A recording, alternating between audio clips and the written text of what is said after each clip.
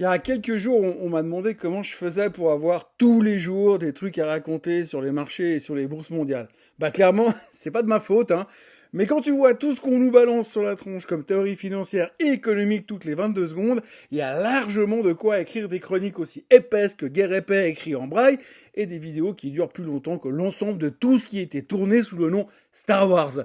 Aujourd'hui, entre la disparition de Michael Burry, qui a été avalé par le monstre du bull market, Trump qui se crêpe le chignon avec la Cour suprême et les juges qu'il a nommés lui-même et qui veut lui reprendre ses tarifs à lui-même personnellement tout seul, OpenAI qui vient mendier des garanties et du pognon auprès du contribuable et les chiffres économiques qu'on utilise pour remplacer ceux qui ne sont pas publiés à cause du shutdown, et je peux vous dire qu'il y a de quoi dire et écrire. Mais surtout, de quoi rire. Bienvenue dans ce Morning Bull Live, je suis Thomas Veillet et nous sommes le 6 novembre 2025.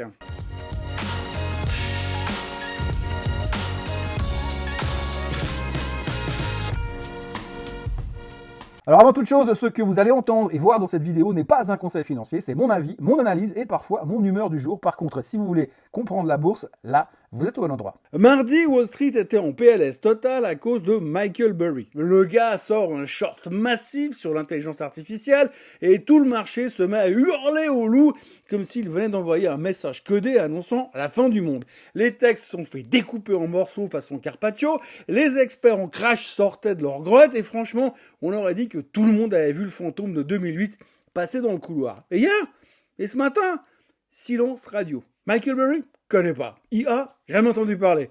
On a appuyé sur Reset pendant la nuit et la mémoire de Wall Street s'est évaporée plus vite qu'un shot de vodka sur la table d'un mariage russe. En moins de 12 heures, toute l'hystérie sur le short de l'IA s'est fait balayer par une nouvelle narration. Les chiffres ADP sont sortis un peu meilleurs que prévu. Et la Cour suprême commence à se demander si Donald Trump et ses droits de douane, ça fait vraiment du sens. Voilà, c'était suffisant pour que Wall Street redevienne tout sourire. Résultat, le Nasdaq a pris 1,1%, le S&P 0,8%, le Dow Jones 0,6% et tout le monde se dit « Oh bah ça va quand même vachement mieux !» Et les valeurs qui ont été massacrées la veille, rachetées comme si on était déjà le Black Friday. Et le S&P 500 est toujours en lévitation au-dessus de sa moyenne mobile des 50 jours depuis 131 jours. D'ailleurs, c'est un truc qu'on n'avait plus vu depuis 2007, juste avant les subprimes, juste avant qu'ils nous tombent dessus, juste avant que Lehman parte en vrille.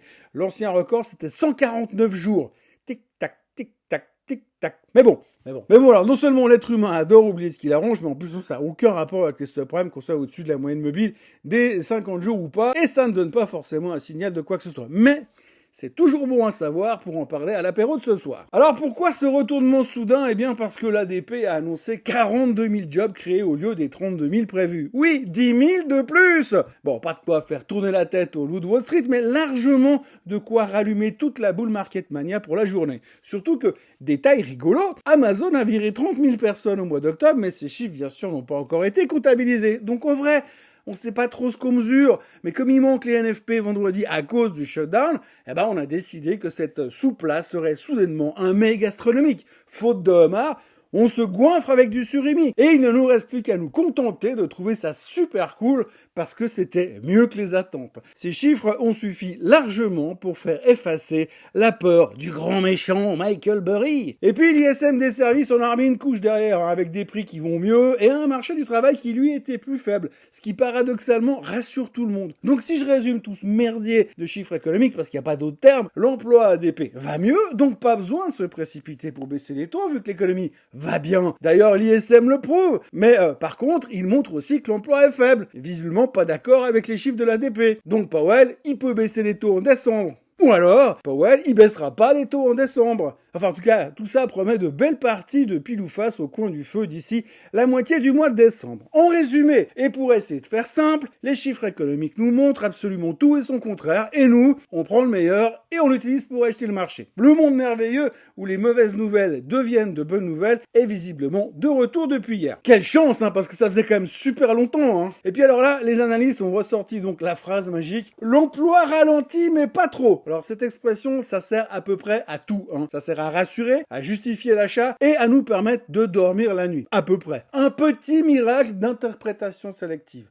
Mais par contre, si vous regardez l'historique des chiffres ADP depuis le début de l'année, c'est assez simple. Quand ça manque les attentes, ça manque violent, mais méchamment. Quand c'est un peu mieux que les attentes, ça dépasse. Mais à peine. Donc, soit le modèle est complètement pété, soit le marché du travail est complètement bancal. Ma théorie, vous la connaissez. Et puis alors, gros morceau du jour, gros morceau du jour. Pendant qu'on digère tout ça, la Cour suprême s'invite dans le feuilleton financier du moment. Et elle remet en question les tarifs douaniers de Donald Trump. Et là alors, c'est du croustillant comme un M du resto chinois en bas du 1600 Pennsylvania Avenue. Même certains juges nommés par Trump lui-même trouvent que son usage de la loi d'urgence économique ressemble un peu trop à un one-man show mal écrit par un auteur alcoolique. Et si la Cour suprême casse ses tarifs, efface les tarifs de Donald Trump, Wall Street débouchera immédiatement champagne. Encore! Et c'est là qu'on réalise à quel point la psychologie du marché est dingue. Ou alors complètement fucked up. En avril, Trump avait annoncé ses tarifs, vous vous souvenez? Panique, crash, chaos,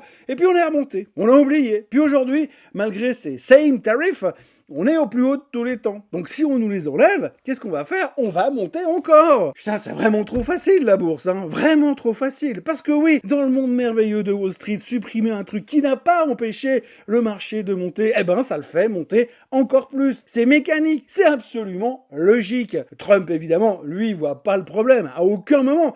Il a d'ailleurs dit hier que si la Cour supprime ses tarifs, ce sera dévastateur pour le pays et que sans lui, le monde entier serait en dépression. Rien que ça. Honnêtement, s'il n'a pas un prix Nobel d'économie, un prix Nobel de la paix et un prix Nobel de sociologie d'ici bientôt, c'est qu'on a raté un truc quelque part. Pendant ce temps, les PME américaines crèvent sous les coûts d'importation, les conteneurs restent bloqués de là où ils viennent parce que le contenu du container vaut moins cher plutôt que les droits de douane qui sont taxés dessus, et les patrons commencent à virer des équipes entières. Mais pour Trump, tout ça, c'est pour le bien du monde. On attend d'ailleurs sa béatification prochaine. Tombe bien puisque le pape est américain. Bref, et en gros, on se raccroche à l'espoir du moins de tarifs, c'est plus de marge pour les entreprises, moins de pression sur l'inflation et potentiellement une Fed qui pourrait, au miracle, baisser les taux plus vite. Par contre, il faut quand même bien admettre que rien n'est simple dans ces histoires de tarifs et de Cour suprême. Oui, parce que même si la Cour suprême lui met un vent de classe mondiale, en bottant en touche les tarifs, donc un vent à Trump, Trump a donc encore tout un arsenal de vieilles lois poussiéreuses dans ses tiroirs. Section 301, section 232, section 122 et section 338. Oui, je sais, ça ressemble plus à un bouquin complotiste sur les théories extraterrestres, mais en fait, ça veut dire que même si la Cour suprême lui retire son jouet principal, l'IEEPA, Trump possède encore tout un tiroir rempli de lois vintage pour justifier à peu près n'importe quel tarif douanier. La sécurité nationale, section 301, commerce déloyal, section 232, déséquilibre économique, section 122, mesures punitives ciblées, section 338. Autrement dit, le président peut continuer à taxer tout ce qui bouge malgré la Cour suprême, il devra juste changer le prétexte légal. Selon Trump, tout ça, c'est pour le bien du monde. Et puis alors côté macro, c'est aussi le flou artistique. Si la Cour suprême invalide l'IEEPA, plus de 100 milliards de dollars de droits de douane devraient être remboursés. De quoi faire hurler le trésor américain, qui s'est habitué à encaisser la manne tarifaire pour boucher un déficit budgétaire toujours aussi abyssal. Et s'il faut rembourser tout ce beau monde, ça risque de couiner un tout petit peu dans les chaumières. Aujourd'hui, la probabilité que la Cour suprême aille dans le sens de Trump est tombée à 27%. Il y a 2 jours, on était à 50%. Et tout ce merdier fait plaisir aux marchés qui ont trouvé un bon prétexte pour ne plus parler des shorts de Michael Burry. En Asie, évidemment, ça rebondit également. Le Hang Seng, plus 2% grâce à une rumeur qui dit que Pékin veut bannir les puces IA étrangères des data centers publics. Donc évidemment, bingo pour les fabricants chinois, mauvaise nouvelle pour Nvidia, et rachat massif de tout ce qui ressemble à un semi-conducteur de près ou de loin. Le pétrole est en baisse parce qu'on a sorti 5,2 millions de barils dans les stocks américains, le WTI perd 1,2% et le Brent 1,3%. Les cuves se remplissent, mais les prix, eux, sont en train de s'évaporer. L'or reste en dessus de 3900, mais en dessous de 4000. Le Bitcoin est encore en dessus des 100 000, mais on ne sait pas pour combien de temps, et le 10 ans américain fait du surplace autour des 4,15. Côté entreprise, on a eu pas mal de chiffres. McDonald's, moyen, mais le titre montait. Robinhood, carton total, mais ça baissait. Applevin, monstrueux, et ça grimpe. Qualcomm, excellent, mais pas assez pour Wall Street, donc ça baissait hier soir. Arm a fait un festival d'intelligence artificielle, donc plus 6%. Et puis Snap explose, plus 20%. Merci, avec un énorme partenariat avec Perplexity. Moralité, si tu veux faire monter une action, tu mets IA quelque part dans le communiqué presse et roule ma poule. Et plus tu mets des IA partout, plus ça monte. D'ailleurs, moi, je vais créer un nouveau site de finance qui s'appellera morningbull.ai. Je pense que ça devrait cartonner. IPO dans 2 ans. Aujourd'hui, niveau stats, c'est super calme. Production industrielle allemande, Bank of England, puis rideau. Shutdown oblige, les US sont dans le noir total. Tout ce qu'on sait, c'est que les instances aéronautiques parlent de supprimer 10% des vols aux USA parce que les contrôleurs en ont un tout petit peu marre de bosser gratos. On navigue donc à vue et les pilotes de ligne ne pourront bientôt plus voler en IFR à ce rythme-là. Et puis alors, je vous ai gardé le meilleur pour la fin. Là, je suis tombé sur une news, je dois vous dire, je l'adore, mais tellement je l'adore. Il y a OpenAI qui vient d'avoir une nouvelle idée pour financer sa course folle à l'intelligence artificielle. Demander au gouvernement américain de garantir ses emprunts. Oui, vous avez bien entendu. La boîte qui veut révolutionner le monde avec des machines plus intelligentes que nous aimerait que l'État serve de caution solidaire. Sa directrice financière, Sarah Friar, ex-Goldman Sachs, what a surprise, donc pas vraiment une novice du capitalisme bien huilé, a expliqué que l'entreprise rêve d'un écosystème où banques, fonds d'investissement et peut-être Washington lui prêterait main forte pour financer ses data centers et ses processeurs à milliards. Selon elle, une garantie publique permettrait de réduire les coûts d'emprunt et accessoirement de dormir un peu mieux la nuit. Il faut dire qu'il y a de quoi stresser. OpenAI s'est déjà engagé à hauteur de 1400 milliards de dollars de contrats sur plusieurs années. Oui, avec 12 zéros. Alors qu'elle ne génère que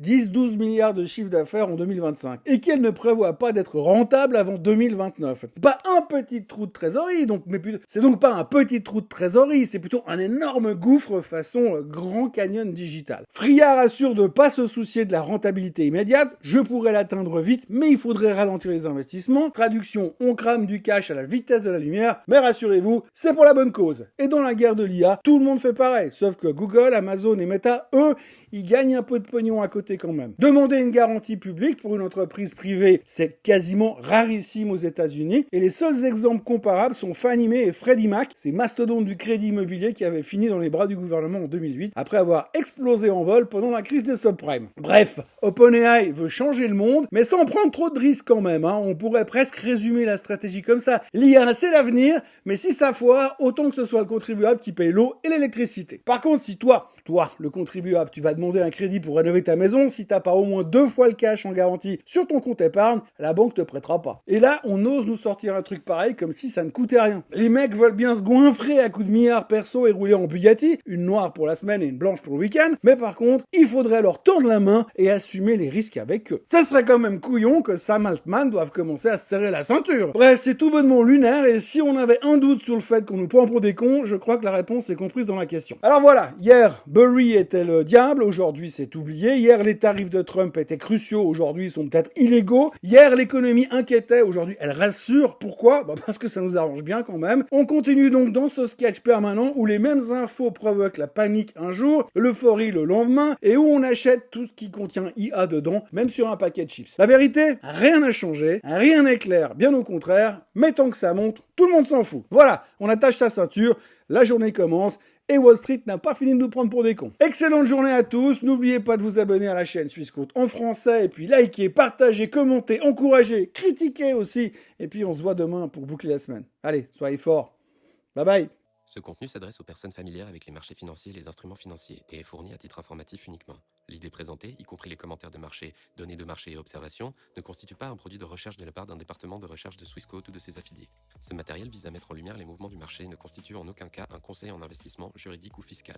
Si vous êtes un investisseur particulier ou si vous manquez d'expérience dans le trading de produits financiers complexes, il est recommandé de consulter un conseiller agréé avant toute décision financière. Ce contenu n'a pas pour objectif de manipuler le marché ni d'encourager un comportement financier spécifique. Swissquote ne garantit en en aucun cas la qualité, l'exactitude, l'exhaustivité ou l'absence de violation de ce contenu. Les opinions exprimées sont celles du consultant et sont fournies à des fins éducatives uniquement. Toute information liée à un produit ou à un marché ne doit être interprétée comme une recommandation d'une stratégie d'investissement ou d'une transaction. Les performances passées ne garantissent pas les résultats futurs. Swissquote, ses employés et représentants ne sauraient en aucun cas être tenus responsables de tout dommage ou perte, directe ou indirecte, résultant des décisions prises sur la base de ce contenu. L'utilisation de marques ou de noms commerciaux de tiers est uniquement à titre informatif et n'implique aucune approbation de la part de Swissquote, ni que le propriétaire de la marque a autorisé Swissquote à promouvoir ses produits ou services. Swissquote est la marque commerciale regroupant les activités de Swissquote Bank SA, régulée par la FINMA, Swissquote Capital Markets Ltd, régulée par la SISEC, Swissquote Bank Europe SA, régulée par la CSSF, Swissquote Ltd, régulée par la FCA, Swissquote Financial Services Ltd, régulée par la MFSA, Swissquote MEA, régulée par la DFSA, Swissquote PTE Ltd, régulée par la MAS, Swissquote Asia Limited, licenciée par la SFC, et Swissquote South Africa Ltd, supervisée par la FSCA. Les produits et services de Swissquote sont destinés uniquement aux personnes autorisées à les recevoir conformément au droit local.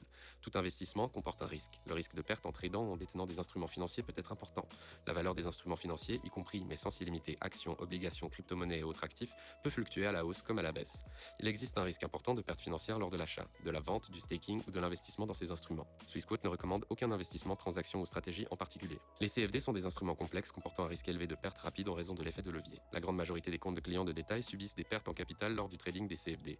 Vous devez vous assurer que vous comprenez le fonctionnement des CFD et que vous pouvez vous permettre de prendre un risque élevé de perte. Les actifs numériques ne sont pas régulés dans la plupart des pays et les règles de protection des consommateurs peuvent ne pas s'appliquer. En tant qu'investissement hautement volatile et spéculatif, ils ne conviennent pas aux investisseurs ayant une faible tolérance au risque. Assurez-vous de bien comprendre chaque actif numérique avant de trader. Les crypto-monnaies ne sont pas considérées comme une monnaie légale dans certaines juridictions et sont soumises à des incertitudes réglementaires. L'utilisation de systèmes basés sur Internet peut entraîner des risques importants, notamment mais sans s'y limiter la fraude, les cyberattaques, les pannes de réseau et de communication, ainsi que le vol d'identité et les attaques de phishing liées aux cryptoactifs.